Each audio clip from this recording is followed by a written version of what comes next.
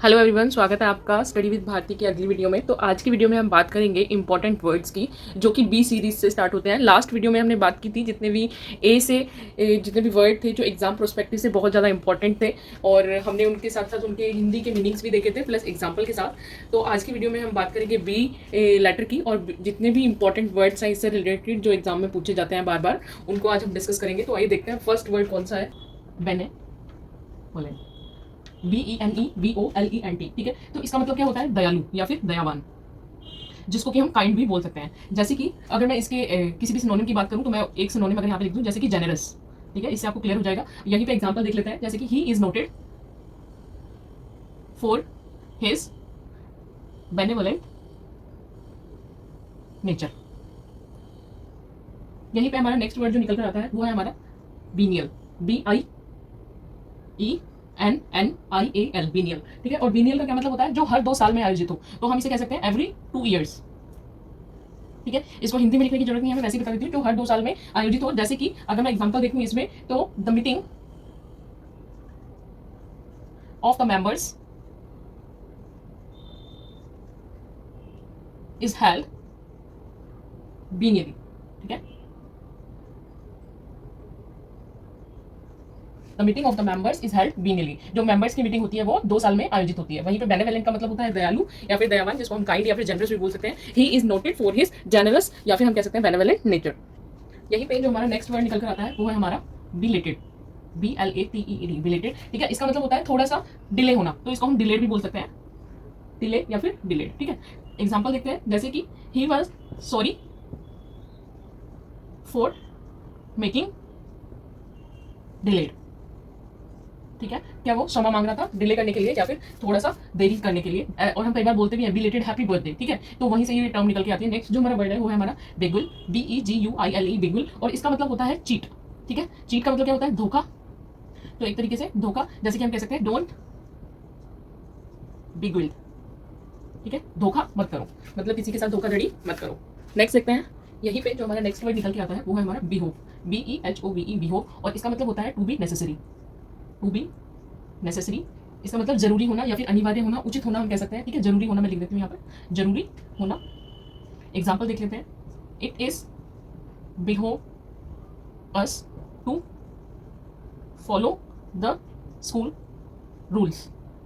ठीक है, तो स्कूल के रूल्स को फॉलो करना हमारे लिए क्या है? जरूरी है। ठीक है, तो ये हो गया हमारा बिहोव। वहीं पर जो हमारा नेक्स्ट वर्ड निकल कर आता है वो है हमारा बैनल, BANAL, बैनल। और बैनल का मतलब होता है बिलो नॉर्मल, हम इसे कह सकते हैं। ठीक है, बिलो नॉर्मल। जैसे कि अगर हिंदी में इसको बोला जाए तो बोलते हैं तुच्छ। देखिए, जो साधारण चीज होती है उसको हम नॉर्मल कह सकते हैं, सिंपल कह सकते हैं, बट जो नॉर्मल से भी नीचे होगी तो वो क्या होगी? उसको तुच्छ ही बोला जाएगा, तुच्छ। या फिर हम इसे कह सकते हैं जिसका मतलब ओरिजिनलिटी बहुत कम हो, लैक ऑफ ओरिजिनलिटी। तो इसको एग्जाम्पल में जैसे कि समझ सकते हैं कि there was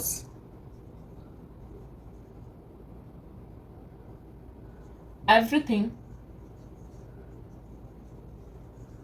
banal and common. ठीक है, तो वहां पर क्या है? सभी चीज कॉमन थी और बैनल थी, यानी कि तुच्छ। अगर हम कहीं पे समझे, जिसके भी संदर्भ में ये बात की गई है कि वो कहीं पे गया है और वो कंपेयर कर रहा है कि वहां पे जितनी भी चीजें थी ये क्या थी? वो बैनल थी, यानी कि तुच्छ थी या फिर कॉमन थी। तो ये हो गया हमारा बैनल। नेक्स्ट देखते हैं, तो नेक्स्ट जो वर्ड है हमारा वो है ब्रेजन, BRAZEN, ब्रेजन।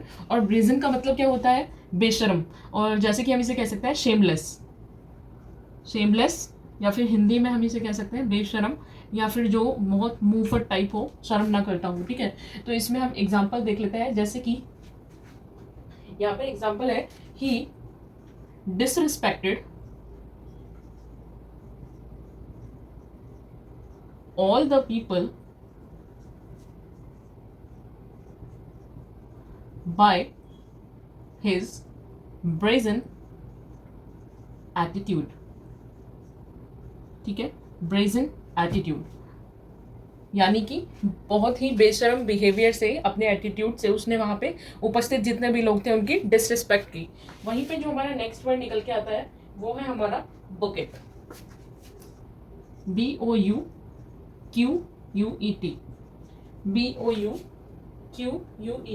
ये है बुके। और बुके सभी को पता है क्या होता है, bunch of flowers,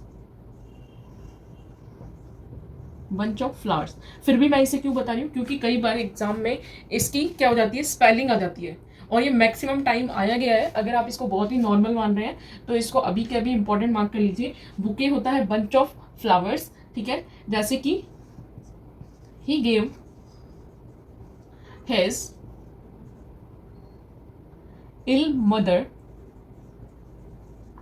a bouquet, यानी कि उसने अपनी बीमार माताजी को क्या दिया, एक बंच ऑफ फ्लावर दिया, यानी कि बुके दिया। आइए देखते हैं इसमें next word.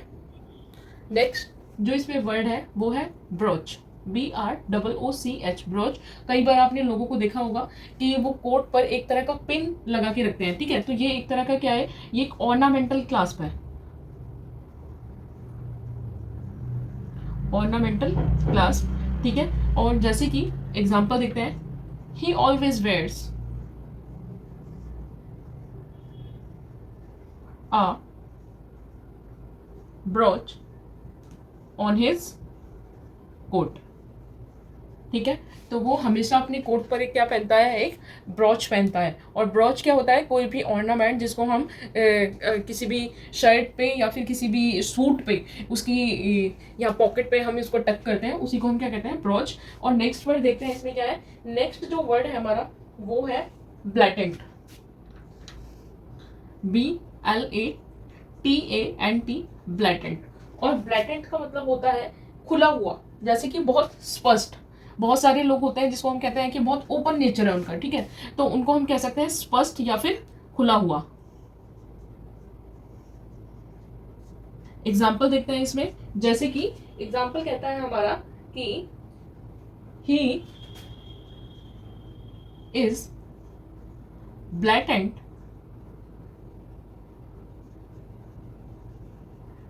To his words, ठीक है। वो अपने वर्ड्स पर कैसा है, बहुत ही स्पष्ट है। वो अपनी जो भी बात कहता है वो सीधा खुल के कहता है, ऐसे दबी आवाज में वो बात नहीं करता है, ठीक है। तो उसको हम क्या कहते हैं, ब्लैटेंट, स्पष्ट। और ब्रूच का मतलब होता है ornament that we wears on a coat. वहीं पर देखिए जैसे हमारा होता है ब्रूच, उसी तरीके का एक वर्ड होता है, बट देखिए दोनों में यहाँ पे देखिए कितना डिफरेंस है। जैसे कि वो होता है हमारा ब्रूच, और ये है हमारा BROACH, ब्रोच। और ब्रोच का क्या मतलब होता है, जैसे कि किसी को कोई सुझाव देना, ठीक है। कोई भी सुझाव देना, या फिर हम एडवाइस भी कह सकते हैं,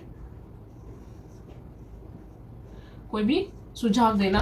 फॉर एग्जाम्पल जैसे कि हम कह सकते हैं कि he broached an important issue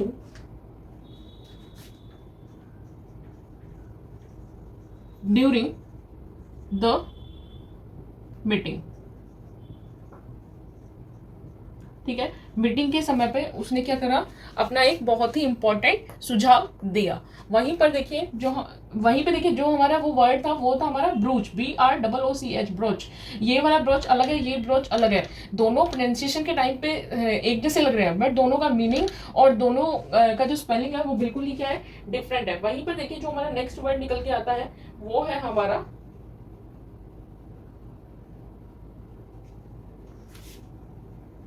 bantering, BANTERING, bantering. और बैंटरिंग होता है एक इंजॉयफुल यानी कि प्लेफुल मैनर्स, जिसे हम कहते हैं हंसी मजाक, हंसी मजाक। जैसे कि हम कह सकते हैं कि बैंटरिंग इज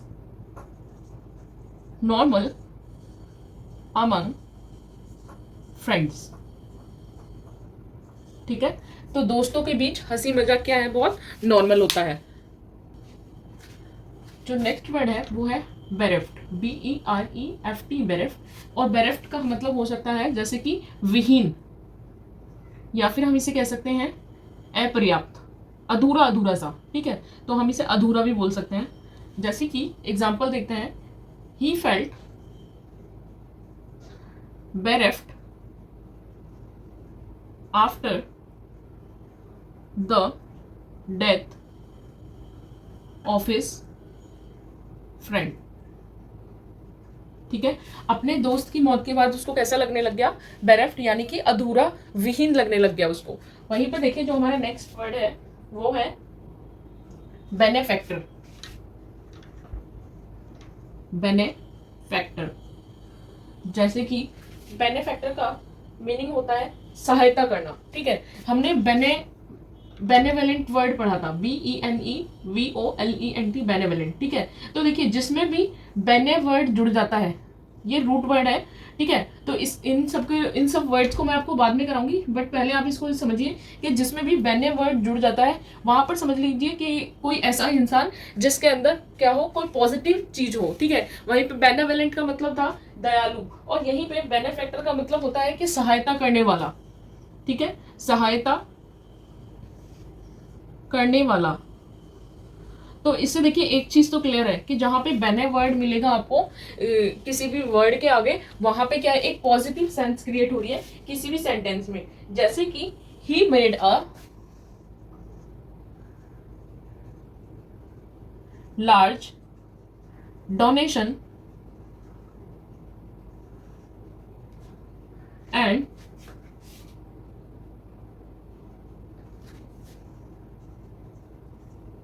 proved himself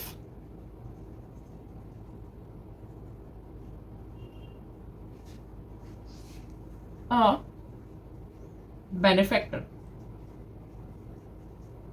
ठीक है, उसने क्या काम करा, एक बड़ा अमाउंट डोनेट किया और अपने आप को क्या साबित किया कि वो सहायता करने वाला है, किसी भी बुरी या विकट परिस्थिति में वो क्या है, सहायता करने वाला है। तो ये क्या हो गया हमारा बेनेफैक्टर। तो जहां पे भी बेने लगा होगा वो सेंटेंस क्या क्रिएट करता है, एक पॉजिटिव सेंस क्रिएट करता है। जैसे कि इसी से रिलेटेड हमारे पास एक और वर्ड है जिसे हम कह सकते हैं बेनेडिक्शन। ठीक है, और बेनेडिक्शन क्या मतलब होता है, जैसे कि आशीर्वाद। ठीक है, बेनेडिक्शन का मतलब होता है आशीर्वाद, किसी को अपनी अच्छी ब्लेसिंग्स देना।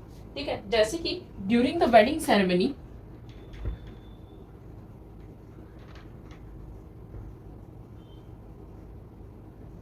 During the wedding ceremony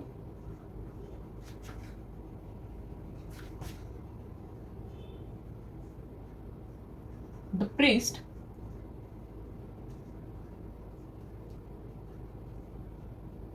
gave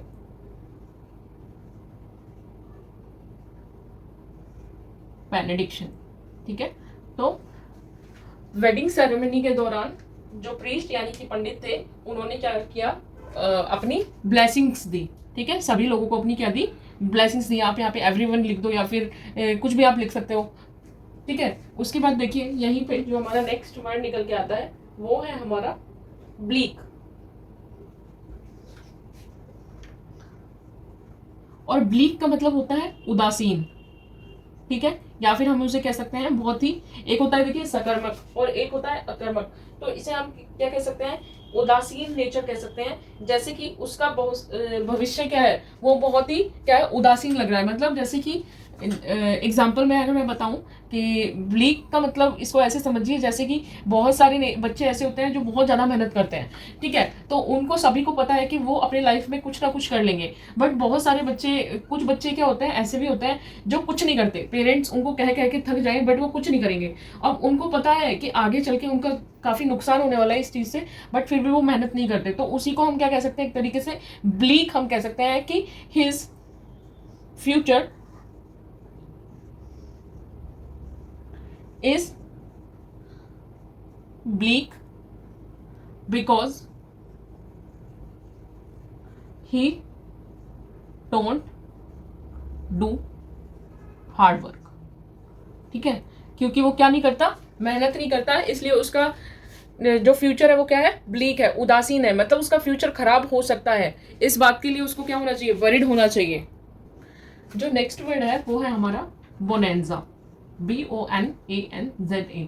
और बोनेंजा होता है कोई भी हमारी लाभकारी स्थिति। ठीक है, लाभकारी स्थिति जैसे कि अ गुड अपॉर्चुनिटी भी हम कह सकते हैं। जैसे कि एग्जांपल से समझिए कि the discovery of oil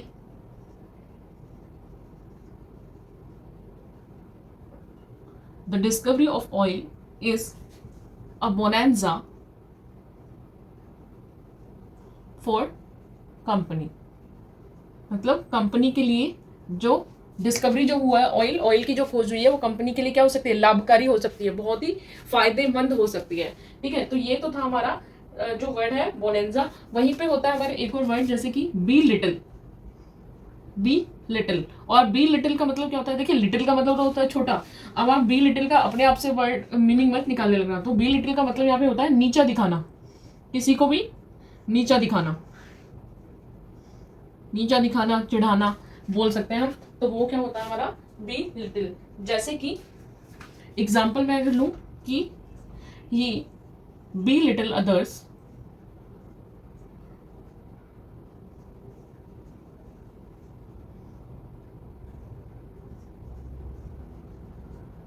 because of हर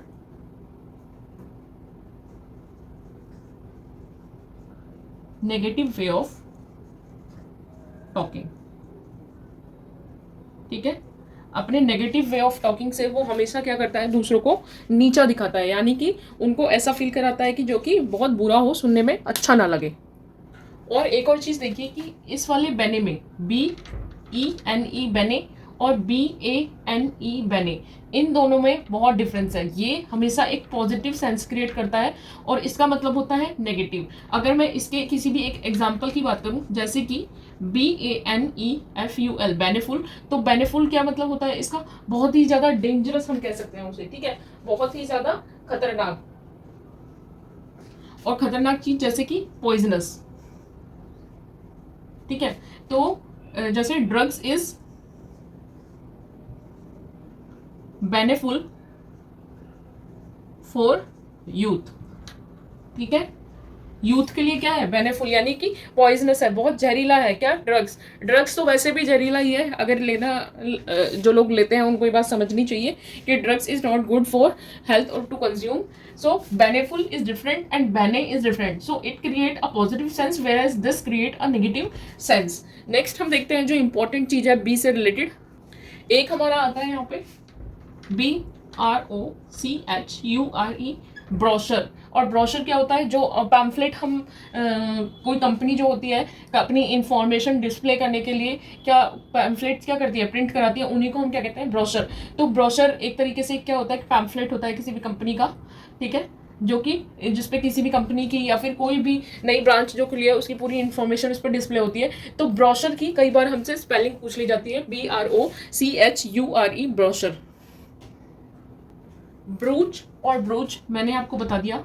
आप मुझे बताइए कि BREACH ब्रीच का मीनिंग क्या होता है, और इसका एग्जाम्पल भी आप लोगों को देना है। ठीक है, तो आज की वीडियो आपको कैसी लगी प्लीज़ कमेंट करके बताइए, और ये पेज आप सब्सक्राइब कीजिए, अपने दोस्तों के साथ शेयर कीजिए। मैं आपके लिए लाऊंगी बहुत इंपॉर्टेंट कंटेंट जो भी एग्जाम प्रोस्पेक्टिव से इंपॉर्टेंट है। मैं चाहती हूँ कोई भी वर्ड ऐसा बचे ना जो एग्जाम में आता है और हमारी नज़र से वो बच जाए। बाकी आप लोगों से रिक्वेस्ट है, इस चैनल को सब्सक्राइब करें, अपने दोस्तों के साथ शेयर करें और देखते रहें स्टडी विद भारती, और इम्पोर्टेंट टॉपिक्स के टच में रहें। Thank you so much.